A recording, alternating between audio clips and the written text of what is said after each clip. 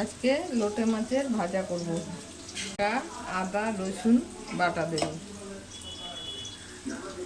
একটু ধনে পাতাও বেটে নেবো এর সাথে। মশলাটা বাটা হয়ে গেছে, এতে আছে আদা রসুন লঙ্কা, আদা রসুন লঙ্কা ধনে পাতা, একটু লবণ হলুদ দিয়ে একটু মাখিয়ে দেবো মাছটাকে। হয়ে গেছে, মাছগুলো মতেছিলাম এবারে মধ্যে চুবাবো।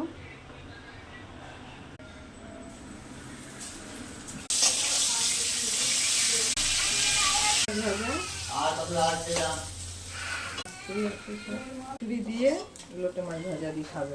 অল্প একটু ঝুড়োও করেছি, ভেজেছি অর্ধেকটা আর ঝুড়ো করেছি অর্ধেকটা।